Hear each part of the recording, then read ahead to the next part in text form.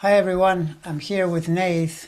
His channel is The Third Wish. Nathe is a psychic intuitive and an expert in card reading. He's been doing this for many, many years. So we're going to talk a little bit about what he does, and we're also going to look at current world affairs, politics, etc.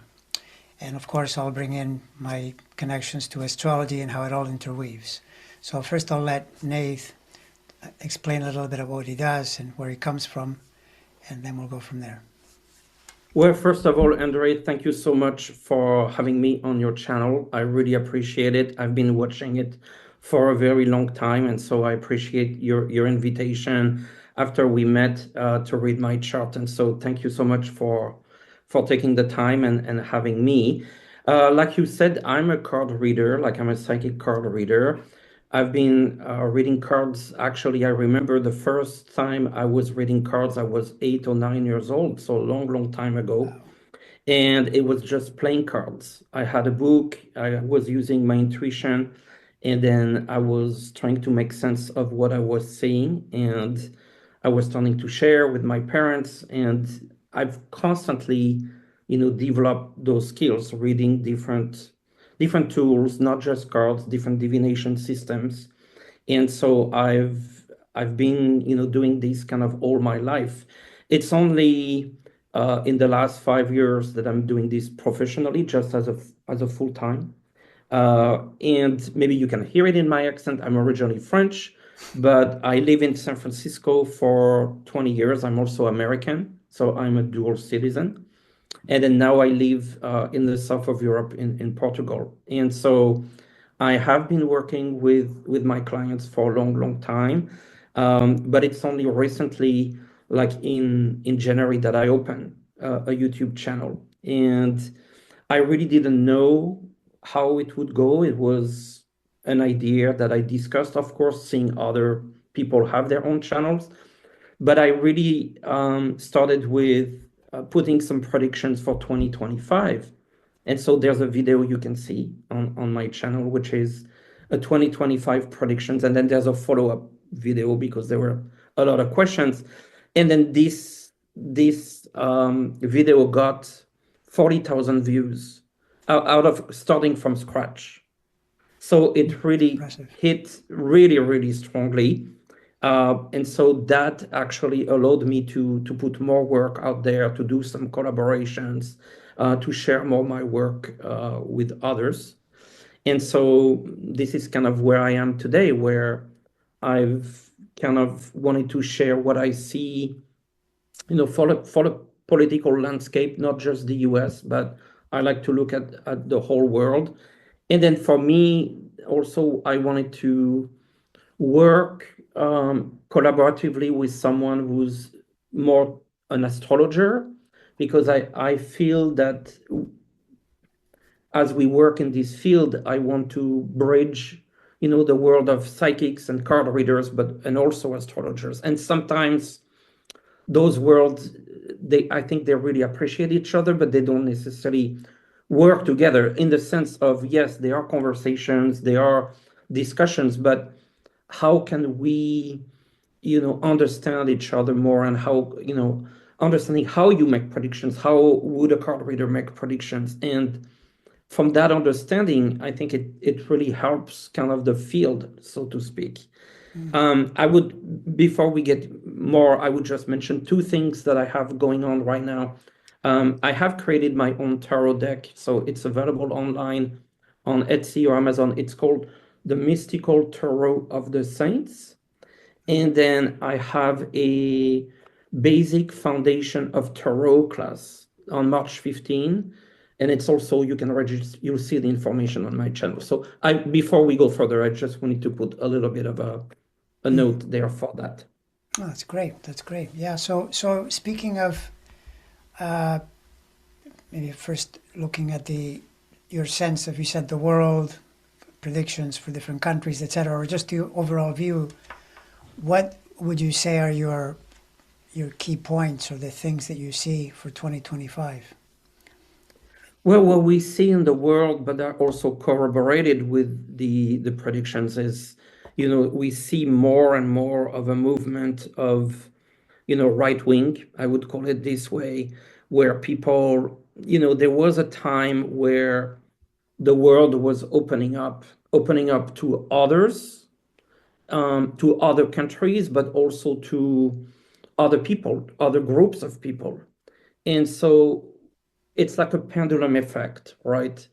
And then we are now going towards the opposite side of the pendulum effect, where it's more of a retraction. The energy is more within.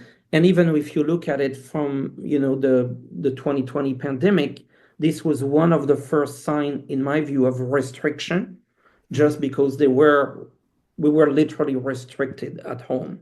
And so this energy that I feel is an energy that is very inward, not outward.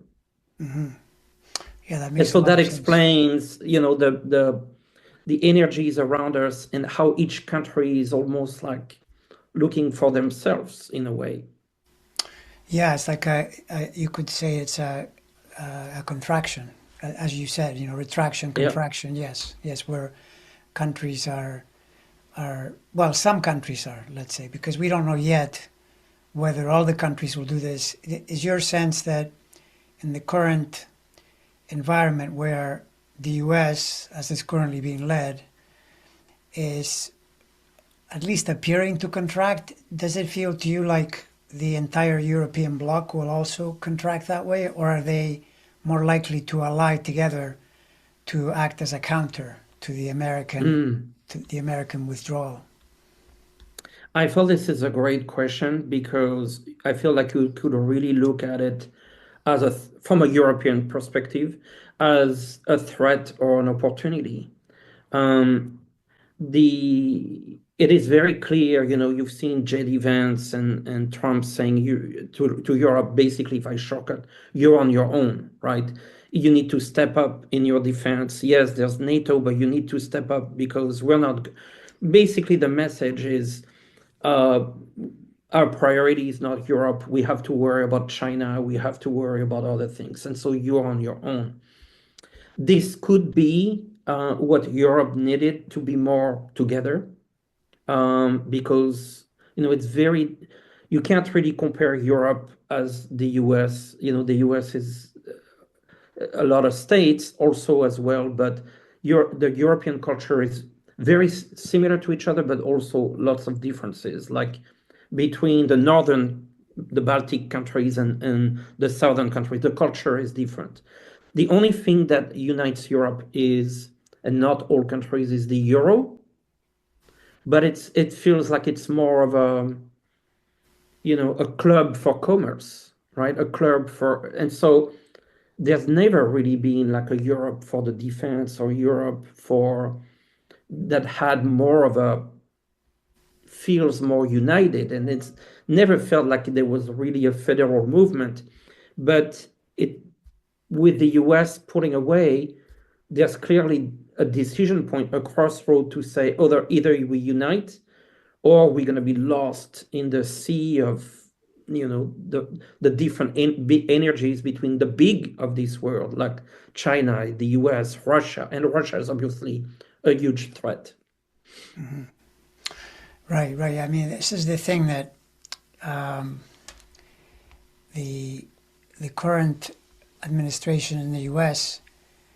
is saying that, at least for now. They're being emphatic, and they're also, we're beginning to see rifts. We're beginning to see potential disagreements within the U.S. Or what is your sense? Is your sense that the U.S.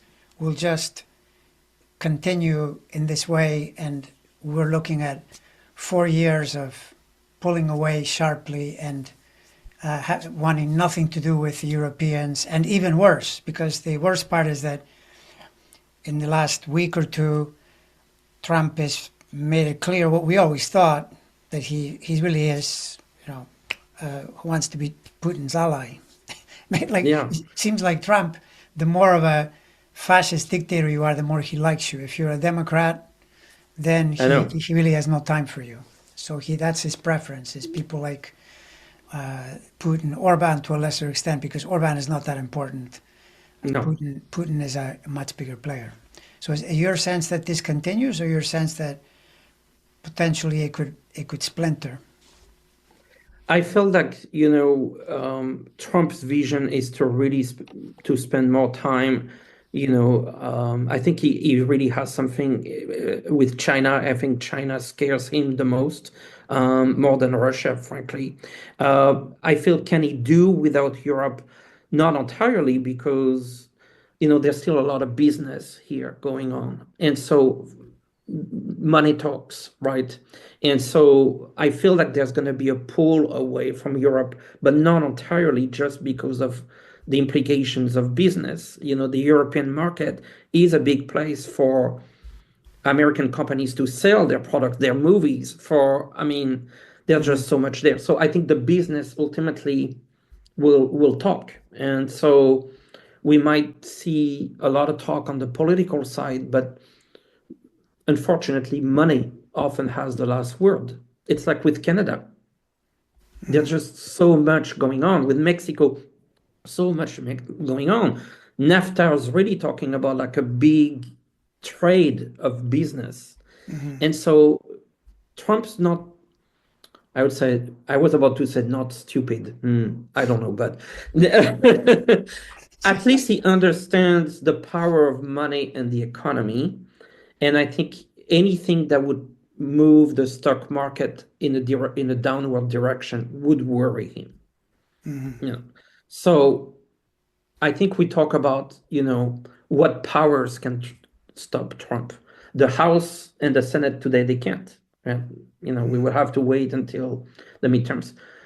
The justice system, yes, to some degree, but when it reaches the Supreme Court, what's going to happen then? The third thing that can stop him is, money, the stock market, businesses, the economy. That I feel like would be also something that we will see where it's going to push him to retract some of this stuff. To retract, right. Yeah, exactly.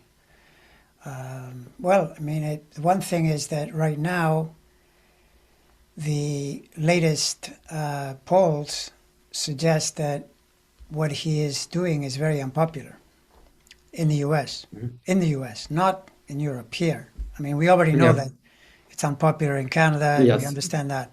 But Yes.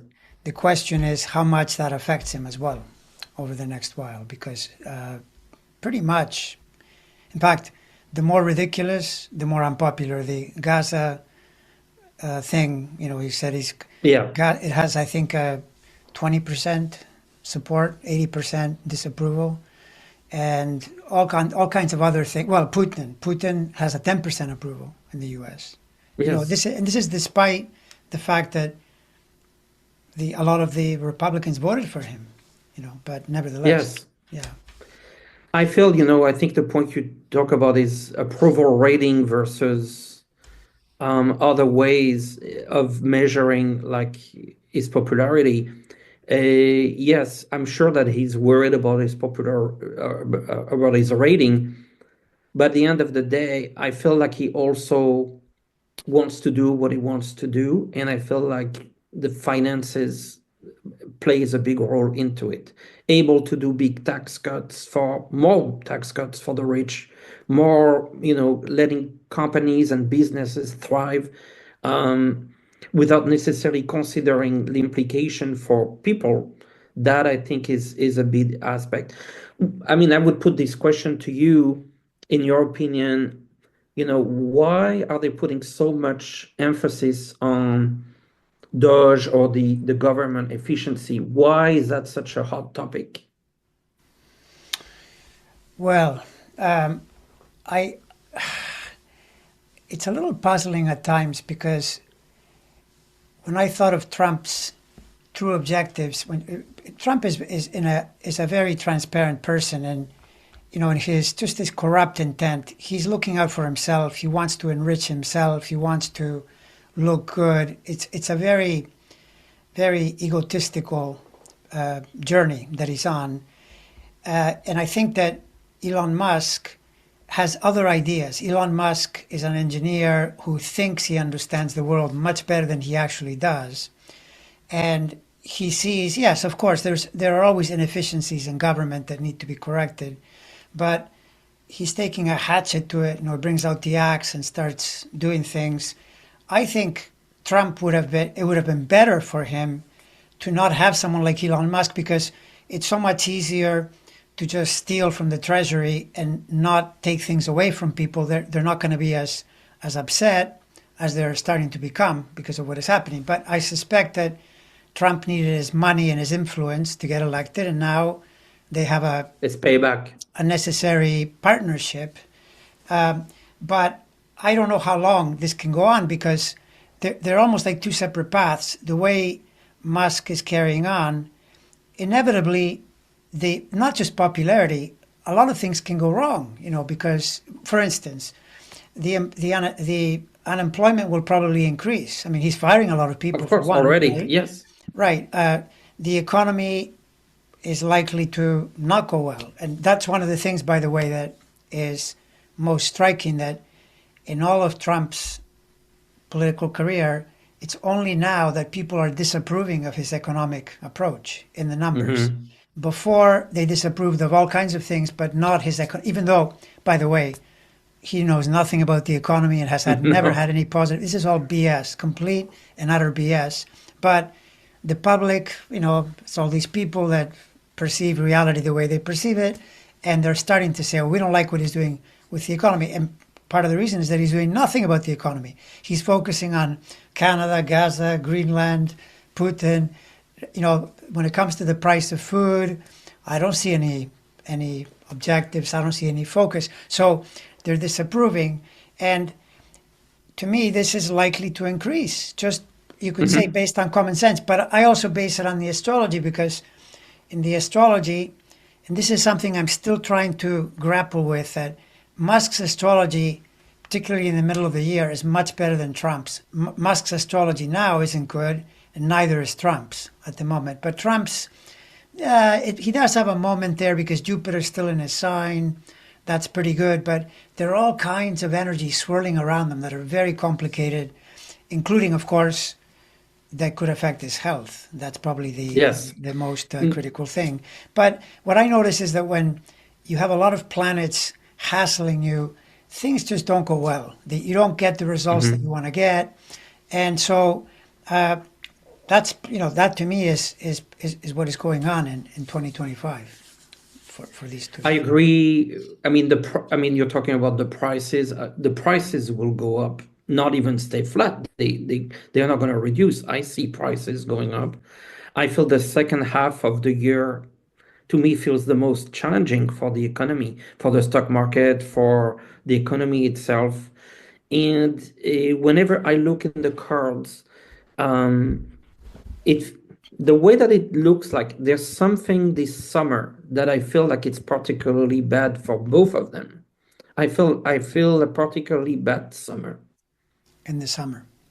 Yeah, I feel a Well, bad summer. right. Well, see, the thing is though that, I mean, you can just right from that, you can make a pretty reasonable projection that would say, okay, well, if in the summer it's not going well, then probably it's not going to go any better in the fall or the winter. And I mean, for sure, the astrology in 2026 is a lot more complicated for both of them. In fact, Musk's, it's very clear that he goes from Jupiter to Saturn. That's not a good direction when you do things the way he does. Because the one thing about Musk, too, that I've noticed is he's a pretty heedless, stupid man on the level of just basic behavior. He goes to Hmm. meetings, I think recently, carrying a chainsaw. He wants to do a lot of gesturing, a lot of, look, I'm cutting everything. This is a very unpopular way to behave. And so then Yes. when the cycles catch up to you, they tend to catch up to you in a really harsh way.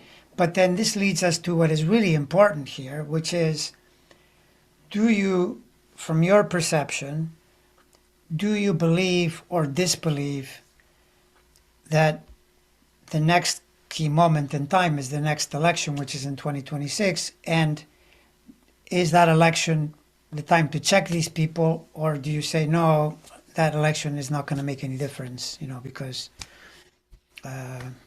whatever the reasons you bring up. I feel like I feel like the midterm election will happen. I feel the House turning Democrat, and I think from that point on, things change. Do they drastically change? Maybe not, but I think it feels to me like the last 2 years are very, very difficult for Trump. You mentioned the health. I keep seeing two things. Like I see a surgery, and then it's been a long time that I see him on a wheelchair. So there's something here that I keep seeing. And so this is going to be, I feel, very difficult for him. But unless he is really in a very, very bad health position, he could very well do the 4 years. I hope not. But unless it's very serious health, I feel that he could very well go all the way. But all that being said, with a Democratic House, things can change. Like there could be impeachment, for example. No, You for know, sure. Yeah, that changes. so I mean, that changed the dynamic. Um, I feel like he's gonna feel trapped very soon because if what I feel is happening, the second half of this year, I see for the US no growth. Like we are what, like 2-3% right now. We might get to 0 to 1%. Right? No growth. So we're not in a recession, but we're in Right. flat, right? So that makes 2026 more difficult, probably why you see all this pressure. And then that's terrible leading to the midterms.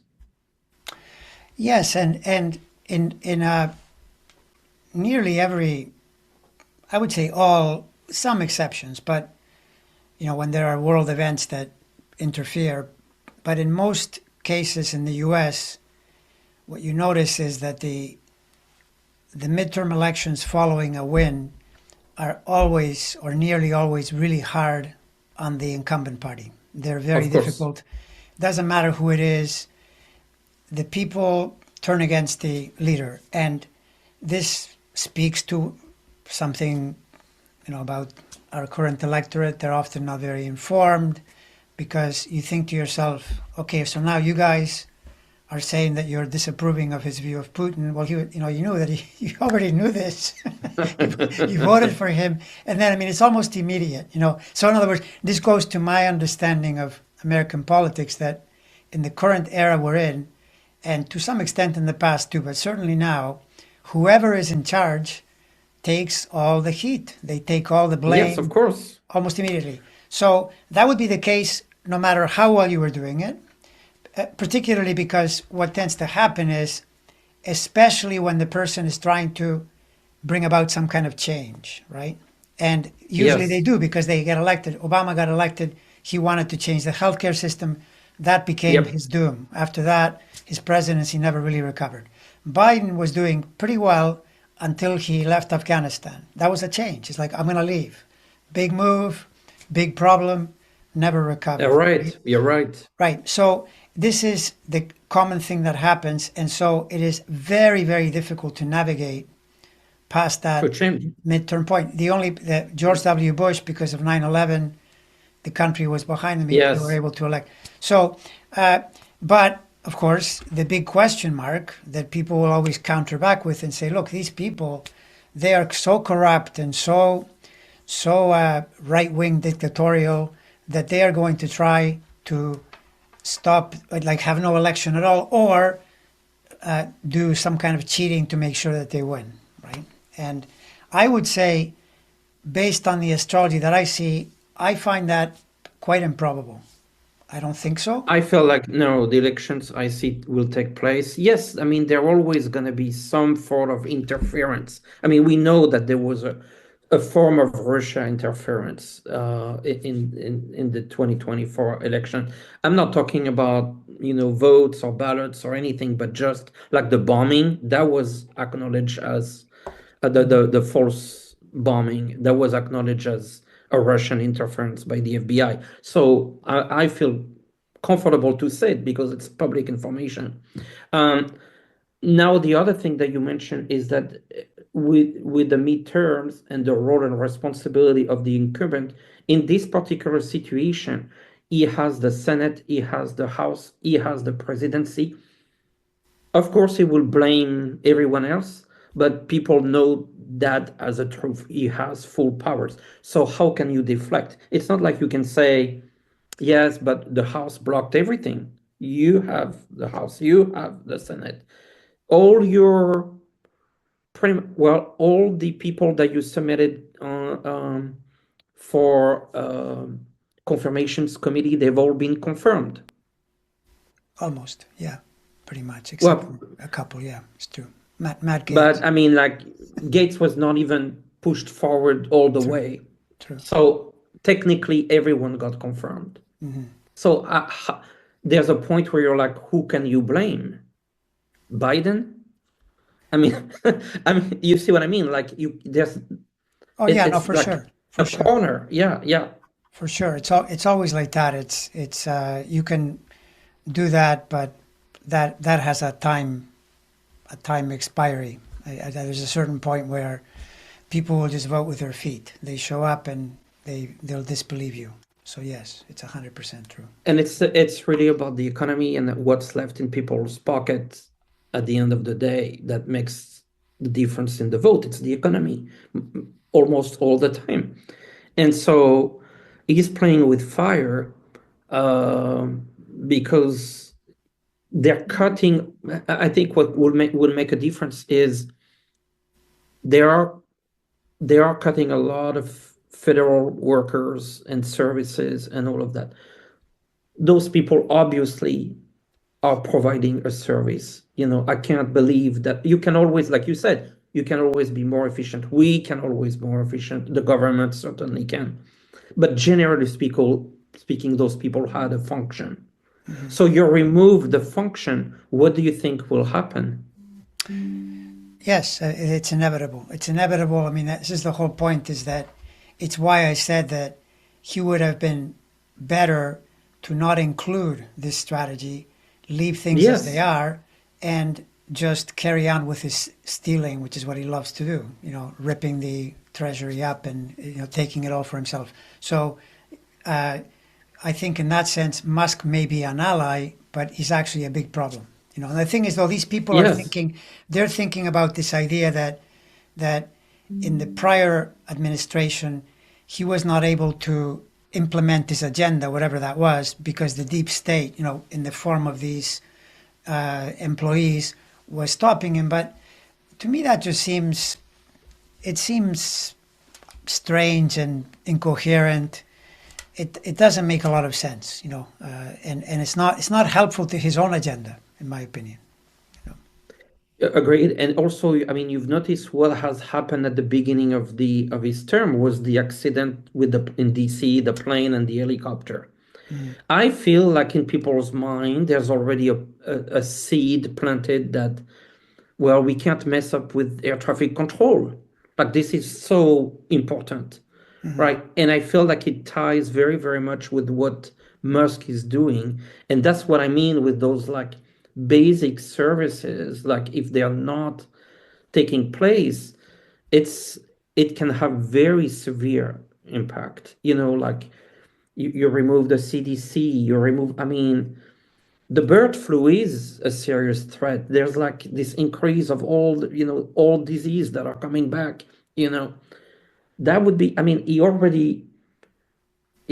one could argue that he lost to Biden in good part for the pandemic because of the pandemic. And Yes. so you would think, okay, well, I can't mess up with health again. And here what you see, they remove the CDC, they remove, like all the information to the public.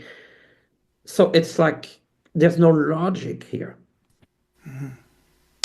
Yeah, no, there is. No, that's 100% true. It's just a question of how much people believe that he's invulnerable, that he can take control of everything. That's people's fear. People's fear is that Yeah. all of this is just happy talk. You and I are saying, look, there's going to be an election. First answer that, no, there won't. Or if there is, they'll make sure that they cheat somehow. Maybe, but I just noticed that the astrology in 2026 is Mm-hmm. considerably more hostile. In fact, for Trump, already by the summer, and that might be why you said what you said, by the summer, the Jupiter and Cancer cycle that we're going to next, right now Jupiter's in Gemini until June. The Jupiter and Cancer cycle is not a particularly helpful cycle to him at all, not even close. For Musk, it's pretty good. Mm-hmm. It's okay. It's just that Musk has other counterpoints as well, but it's certainly better. Trump Trump started to do well exactly as Jupiter entered his sign. And that's when things improved because up to that point, he was in a lot of trouble. He was in court, he was convicted. There had been a Yes. long, long period of setbacks. Now it's there for a year, that's Jupiter cycle, then it switches and it's surrounded by, you could almost call it demonic energy. I mean, there are all kinds of things clawing at him, and the most dangerous to me is the health pattern because of where Yes. the cycles are, you know. Um, so, Yep. The other thing I think, Andre, is I mean, it's also a team, the government. And I mean, look at the people that have been confirmed. Patel, Gabbard, Pambandi, Exet. I mean, the list goes on. I mean, those people, I mean, they're really not, the type of people that you would like in those roles. And so you can only imagine that, they all have their own astrology, for example, if you look at their own, but all of their capabilities and the problems they'll face simply just because they're not really up to the task. And so yeah. I feel like there's also going to be issues from big issues, big mistake just from incompetent people. Yeah, so I guess maybe the bottom line to all this is when we put it forth, as a message to anyone hearing this, what can people do? What's your suggestion? Mm. Because So, in the end, that's yes. it, right? So the first thing, I mean, I meet a lot of people through readings and people, I mean, these days, to be frank with you, like on a half-hour reading,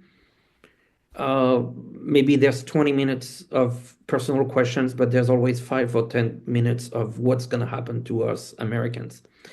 And, what I try to say is like my first rule is observe, don't absorb. You can observe what's happening because you gotta know what's happening. Like you can't leave, like you can wake up in 4 years and just like hibernate and wake up in 4 years. That you can't do that.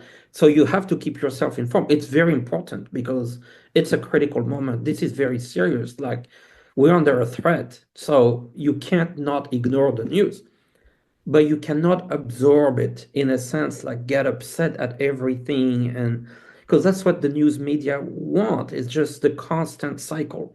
And so watch a a non-emotional, kind of true to the facts website or YouTube channel, or where you actually get basic information of what's happening, and then go on with your life, because they want us to stop our lives. They want us to be so consumed with what's happening that we forget that we have our own life to live.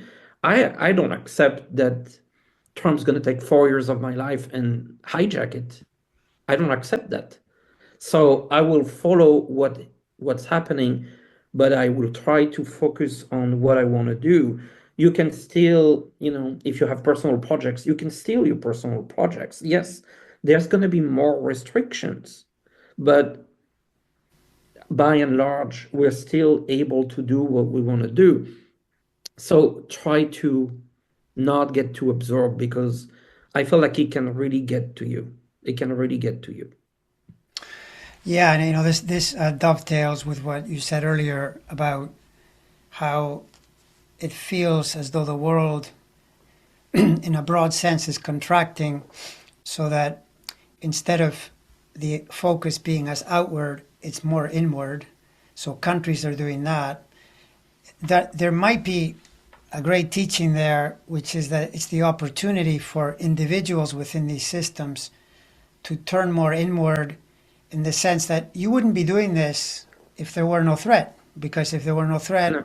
then you're so bedazzled and caught up in what is happening outside you, you don't even pay attention. Now you realize this is a threat, so I have to stay informed. I have to know what's going on, particularly if it affects me directly. I may need to make Hmm. phone calls. I may need to engage in activism. I certainly need to vote, all of that. But I also have an opportunity here to develop some new understanding of my own internal energy, so that these things are not going to affect me in the same way. And this is what tends to happen in life. It's only when you are Yes. pressured that you make these kinds of efforts to reach a new place. And so then it could be that these years could make all the difference for many people, in terms of finding more inner peace and more inner balance, which I think And be is really more, important. yeah, and be more spiritual, develop more of a spiritual connection, putting in, which is no different. I mean, to me, being more spiritual is no different than putting things in perspective, It's true. right? It's true. And I think sometimes, though, what can happen to people is that they think sometimes that, oh yeah, well, that sounds good, but what is that going to do? Yes, maybe I'll feel a little more happy, more settled, but then I'll still have this problem. Well, yes, but see, when you find more happiness, more harmony in yourself, you are able to do better with the situation. You'll know what to do. This is really important to Yes. realize. Your intuition, your guidance improves, and so then Yes. whatever needs to be done is done, and what not, you just don't do anything about it because you can't. This is that famous rule that says, or that famous adage that says, control the things you can control, and the ones you can't, just accept it and be at ease. And and to kind of build on that, the only thing you can control is your reaction.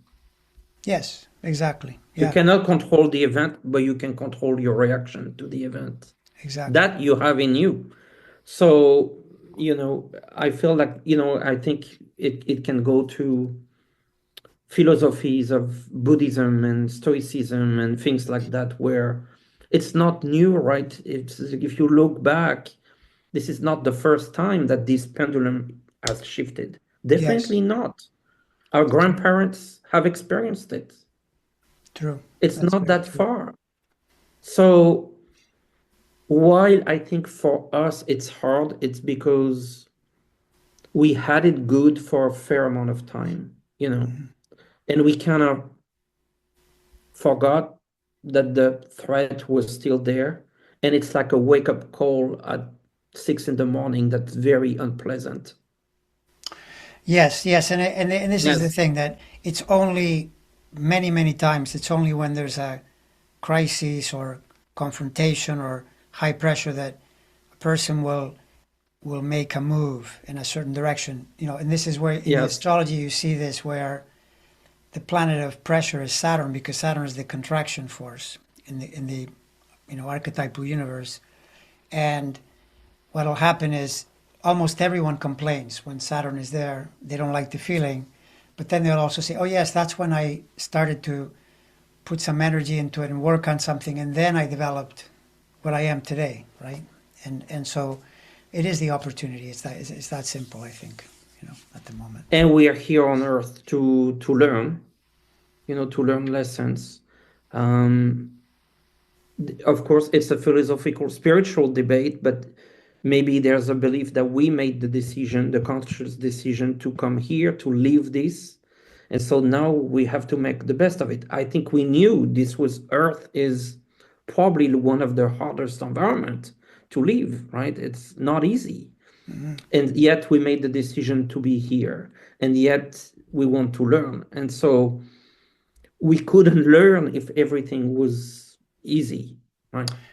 Yeah, no, and it's also the truth of the archetypal forces, that they work in that way. Contraction leads to expansion. Expansion eventually switches to contraction. There's a constant, in and out movement happening, and it's like, there are the biblical stories of 7 years of growth and seven Yes. years of lack, and this is just existence basically. And the only thing, as Yes. I understand it, is to align yourself with the situation. Don't resist it. Flow with it. Flow with the Right. energy. And then Exactly. what'll happen is, number one, obviously, you'll feel better, and presumably everyone's life is about feeling better, I think. But once you feel better, then you realize, oh, it's not just that I'm feeling better. I seem to be more clear minded about what to do. The problem is when you freak out, when you get all Yes. anxious and tense, you will make bad decisions almost always when you're in those Of states, right? course. So it's Of why it's so course. important. There's really no option, even though you might say, well, how can you tell me not to be upset? I have to be upset. Yes. Well, maybe you do have to be upset, but it's not a good plan. It's not a good approach. And it's more, I mean, the idea of flow and the idea of, trying to navigate the situation and weather the storm, right? And it will, I mean, obviously it's another philosophical thing, but everything is temporary in life. Everything is. Nothing is permanent. Everything is temporary. Well, right, Absolutely everything. Yes. right. And I mean, the thing is, the pushback to that is when a person will say, "Yeah, that's great. You guys are really positive thinking, but what's going to happen when we all this becomes the U.S. becomes an autocratic I think. state where there's a king, there's someone in charge. What happens then? Well, the only answer I have to that is to say, I don't think that's going to happen. Okay, I'll just say it plainly, bluntly. Well, yes, I agree. And then also the other answer is, and then maybe this is ties to what we do, is there's always something you can do. I've never seen a situation where there's absolutely nothing you can do. So whether you consult with an astrologer or a card reader to look at the different options and the different path you can take to resolve your particular problem, then we're now into solutions and trying to mitigate the problem that you're facing. Even if it's extreme, there's always something that one can do. And so that's, I mean, maybe not perfect answers, but always better options. And I think this is where, if you have a consultation, or if you look at your chart, or if you look in the cards, there will be options for you to take, and we can help you explore what those options could lead to without you trying physically every single option. That's the beauty of it. That's true. That's also true. Sure. Yeah, Yeah. I certainly I use my own chart that way. Yeah. 100%. I'm always checking in, including this thing that you said about the impermanence. That's often where you see a cycle, and if you've been studying it long enough, you realize, oh yes, this lasts about this long, and then it switches. But even more to the point is you realize, well, what is it that this force, what is it really doing? What is the kernel, the essence? And you try to align yourself with it. And that can be invaluable. Yeah, there's no question. 100%. And maybe the experience, whatever unpleasant experience you have, could be also a way for you to understand it and experience it, so that when of your friends or family goes through something similar, you actually can have the empathy and be of help for someone, which there's a lot of things you really can't understand it unless you go through it yourself. So, can you talk a little bit about?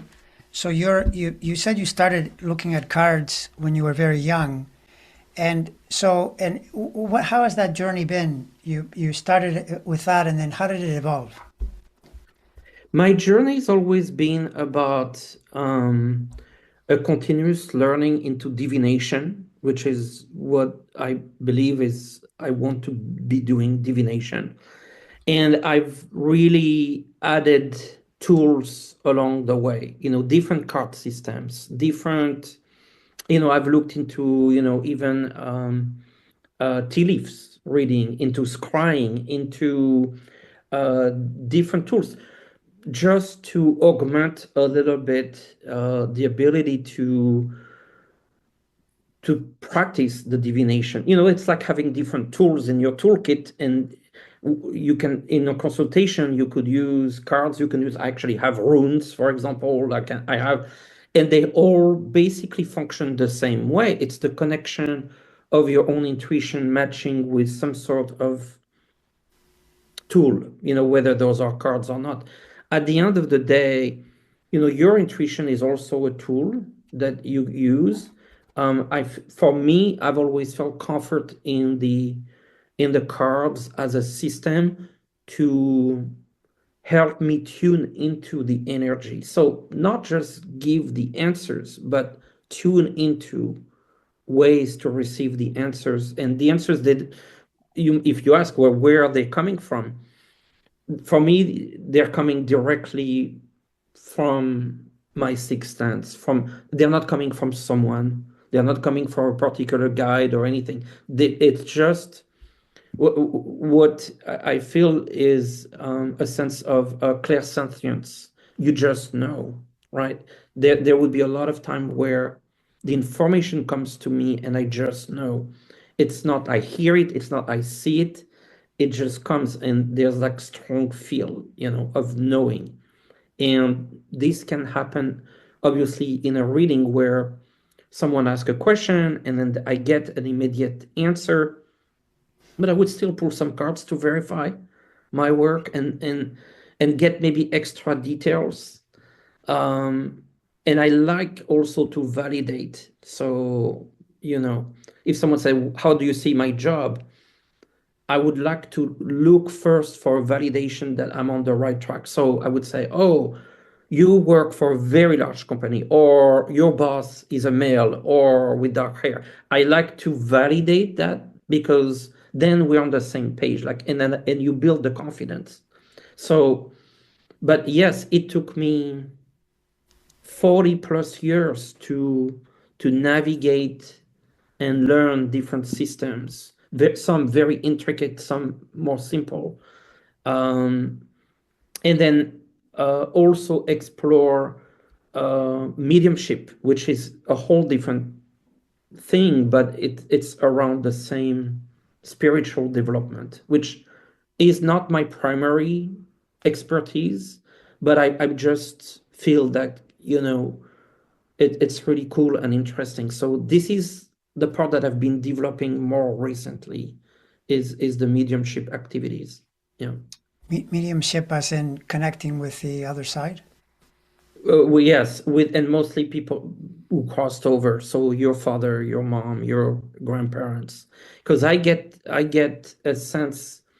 I would do a reading, and then at some point, I said, I really feel like the presence of your father coming through. Is he someone on the other side? And then we start to get into a conversation, even though maybe the question was not related, but the energy, the presence is there. And so, but some people, I can do some mediumship, but this is not my primary expertise. But I enjoy it as a continuous development, And it's Yeah. you said you're teaching a tarot, a course in tarot, and so when you teach, Foundations. and when you teach that, are you teaching you, uh, the overall? I mean, I'm sure you're teaching everything, but is it primarily learn the meaning of the cards, or learn the meaning, but then also learn how to tune in intuitively? How does that work? So actually, yes, there's a part where we have to talk about the meaning of the cards, but actually that's not the focus. Because if you want to learn the meaning of the cards, then I would tell you buy a book. You don't need me for that. And so the point that I want to make is that to learn how to read cards, the class explained how you build a relationship with the cards. And that's really the key. And the relationship I built with a particular card is not going to be the relationship you build with a particular card. I mean, let's just take the card of the moon. That's like one of the most intricate cards. For me, the moon represents either a sense of shadow or a sense of creativity. right? depending. But for you, the moon might represent, the darkness, and that's actually okay, right? That's actually yes, you're gonna find books that say this card means this card means that. But really, what I want people to take away is how you're gonna develop a relationship with your cards that's gonna be unique to you, right? That's the key. It has to be, and so once you start to developing your own relationship with the card, then your reading are really gonna improve because the cards is an extension of you. And when you pull the cards, then you're not gonna jump into. I would recommend if someone never touched cards before, don't go into a book and read what it means. Just tell me what you feel when you see those cards. Does it feel positive? Does it feel negative? What is the energy that you feel? Right? And then at a later point, you can read the book and say what most people think the card means. Actually, to tell you the truth, when I first learned tarot, which was the first tool, I had a mentor, and what I was doing is I was taking a card, holding it in my hand, and saying what I felt Without even looking at it. whenever looking at it. Interesting. That's a way you connect with the card. So I don't want this class to be, well, this means this means that, because like I said, there's plenty of books. I want to make people understand how you create that relationship, and that is the key. Once you have that relationship, you're gonna pull some cards, and it will tell you an answer. It will, and I think we had this discussion backstage, so to speak, is how to trust my cards. How do you, well, that's how you trust your card, because they speak to you. Right. Yeah. So is there now like a question that might come up is would a person benefit from, for example, being always tracking when they use the cards, because the temptation is to keep using them. And so, for instance, if you say some question where you ask the question as very black and white, and then you record what the answer was, but then later you ask it again, you might get a different answer, and then in other words, it can get confusing to the point where you then get the answer that you want to get. And I mean, so how do you deal with that?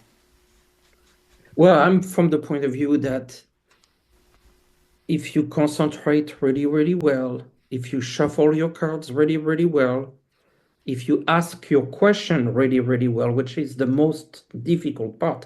The most difficult part is not the answer, it's the question. Once you have the question nailed and you pull your cards, this should be, I'm not saying clear cut, but it's the best answer you can get at this point. And I would say, unless this looks like completely foolish, don't pull more cards. Don't even add more cards to it. Sometimes I hear, well, let me pull a clarifier. Very often your clarifier will be messing up even more.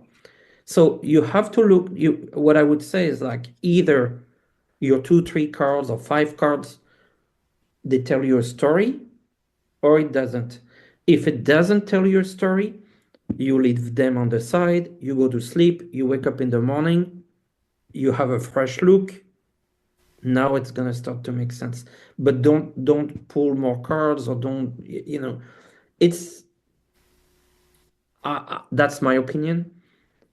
You ask spirit for help. Spirit helps you. Right. Now you're gonna say, oh, you know what? I don't care what you said. Let me do it. It's disrespectful in a way. You see I mean, Yeah, no, it that's makes how I sense. feel, Yeah, it makes sense. right? It's almost like the universe will mirror your attitude. So if your attitude is, I can channel the intuition, I can channel the spiritual guidance, then that's what will happen. And if you say, well, no, there's a demon in the room and he's going to give me the wrong card. Well, then that's probably what will happen. Or if you read for yourself and then you say, I want to buy a new car, will I get a new car? And it says no, and you keep doing it until you get, like just basic, the son card. It's like, yeah, I got my son. I'm going to get a new car. Right, Well, I mean, like, this defeats the purpose entirely. Actually, in this example, if this was not clear cut that you would buy the car, then the spirit were kind enough to give you an information to help you maybe avoid make a mistake. right, right, Right. And so there's a bit of humility to go back and say, what do I need to learn? What do I need to know that maybe before I buy this car, is there I mean, I'm planning to buy this car, is that a good idea? And then you get the devil, death, it's like, well, what I mean, like, are you going to put it aside and reshuffle and then say, okay, I got this card and I'm happy now? You can't ignore that. Like, obviously, maybe there's a safety issue, there's something, but they're just trying to help you. So, I mean, I'm extreme in the example, but you see what I mean? It's like, you have to do the hard work of tuning in and trying to understand what it says. right. Yeah, that makes a lot of sense. I mean, in But that I'm sure sense, it's the same. I'm sure it's the same with astrology, where you maybe maybe that's a question to you. Are there times where you look at your chart and you would like to see something and maybe you don't see it, and you're trying to find, you could maybe look for ways to see what you want to see? no, absolutely, yeah, absolutely. Because in astrology, a lot of it is the timing, so that so that when there's a lot of pressure happening, which could be months sometimes, but often it's less, then the idea is to have the right strategy, knowing what you're in, and then knowing what period follows. So for example, there might be a period that follows which is very different, which feels a lot more expansive. And so knowing the difference is really, really helpful. And then that way sometimes the counsel is have patience, stay with Yes. this for a little while before you make a decision, because you're more likely to make the wrong decision if you jump too quickly. I mean, many times people react to the sense of despair or restriction, not realizing that, as you said earlier, everything is impermanent and it switches, and then they think, well, why did I do that at that point? I was trying to make myself feel better too quickly when I could have just Yes. waited a little longer and then made a better choice.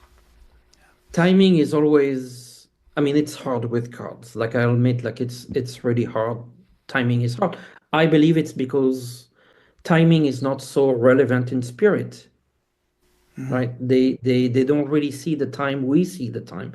I actually feel like time is an interesting aspect, time watching a fun movies or time doing the dishes doesn't feel the same time, the same hour. One goes very fast, the other goes I mean, so Yeah, you see, I know. like, Yeah, it's subjective.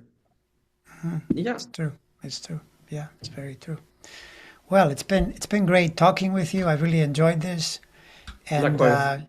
I hope we can reconnect again soon to further explore the topic if you're up for it. And Of course, Andre. the way the world is right now, I have a feeling that even if we just let a few days pass, there will be new things to discuss, Yes, because everything is coming at us, fast and furious. So there's that. absolutely. It was a lovely conversation. I really appreciate it, Andre, and thank you again for your No, it was a pleasure. invitation. It's very kind. It was a Thank you. pleasure. It was a pleasure being with you. All right, we'll say goodbye for now to everyone. Bye, everybody.